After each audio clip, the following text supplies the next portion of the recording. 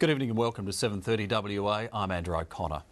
Although it may seem a dream job, right now working in our tourism industry is anything but a holiday. Operators in regional WA are facing a horror year with the high Australian dollar and low infrastructure investment keeping visitors away. This week, the industry called on the state government to commit extra tourism marketing funds. Claire Nichols reports.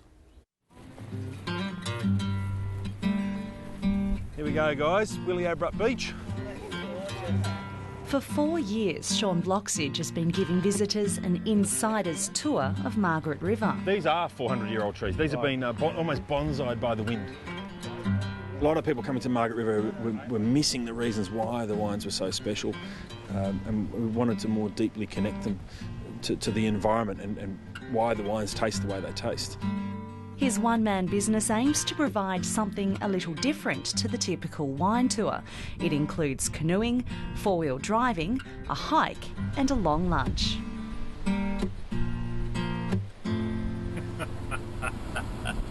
The people that have sat in that car in the last 4 years is just remarkable, absolutely amazing. And of course you spend 5-6 hours together and then you tip a bit of Chardonnay into them and it's, they're good. They're good fun days. I really, really enjoy it. But while business is steady, the bigger picture is worrying. Tourism across Margaret River is on the decline. Summer was nowhere near as busy as we would have hoped it to be. We're kind of in this perfect storm, really, of several things coming together. The high dollar, certainly that's affecting international, the perception that there was a bushfire here. And I would say there's just a more general issue of we're not investing in the tourism industry at the moment. And it's not just the tour operators that are feeling the pinch. Across Margaret River, restaurants are quiet and hotel beds are empty. Of all of the challenges facing operators here, one of the most obvious is the massive fire that tore through Prevelly in November. These charred remains are anything but postcard perfect. But what's interesting is the challenges being faced here aren't limited to this part of the world. The Tourism Council says all over WA, traditional tourist towns are facing one of their toughest years on record. It's all over the state and we're seeing a very bad two-speed economy breakout even within the tourism industry, where we're seeing hotels and airlines doing quite well when they're servicing mining towns, resource towns. But if it's a beautiful leisure town like Albany or Denmark or Margaret River, where people go to enjoy themselves rather than dig holes in the ground, that's the part of the industry that's really suffering. In Busselton, the figures are just as grim. If you look back to some figures from probably 2 years ago, this shire, Geograph Bay and Dunsborough Yallingup region were receiving probably in around about 600,000 people a year, which is some good numbers. 2 years ago that probably dropped by about 50,000 and I think we're expecting a similar sort of drop again this year. And in Mandurah too, things are tough. Tanya Forsyth manages accommodation in Margaret River, Busselton and Mandurah. She says problems for the industry started more than a decade ago. Flat screen TVs and creating the holiday at home was the Harvey Normans of the world, certainly had an impact on our industry, and really we've had to diversify and innovate ever since then.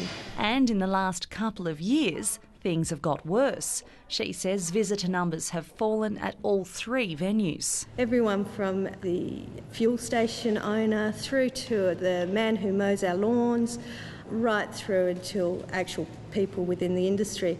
Not having a good stream of people through the door certainly makes a difference to us as businesses. What we are struggling with is to get the message out that we are still a great place to visit. The Tourism Council says regional towns are suffering from a lack of advertising. Within WA, people are choosing cheap trips to Asia over a backyard holiday, and the interstate market has all but disappeared. In the last year, there were 87,000 fewer visitors from the east. This week, the council called on the government to invest another $27 million to promote WA to the world. This is to put us on a par with the other states like Victoria who do thoroughly invest in their tourism industry. The Tourism Minister says he'll do all he can to boost funding in the next budget. In the meantime, it'll be up to operators to keep themselves afloat. This cave has been dated at 500,000 years old.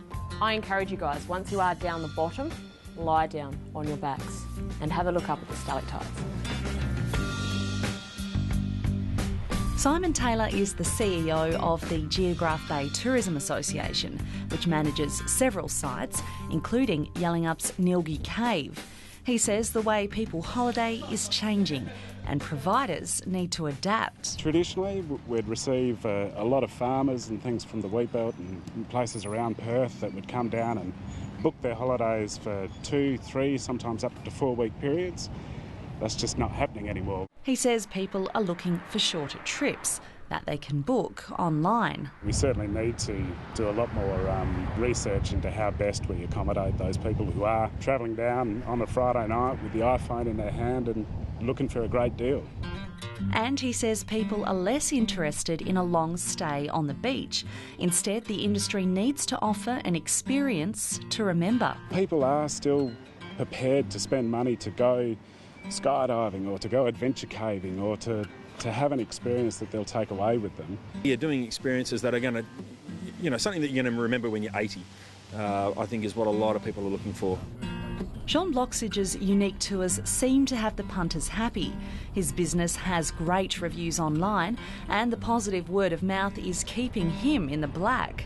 But with an industry in crisis, he says the years ahead will be tough. I would have loved to have expanded the business. Realistically, in the next 4 years, it's just not going to happen. Those sort of opportunities are not within the West Australian tourism industry at the moment. Tough times in tourism. Claire Nichols reporting there.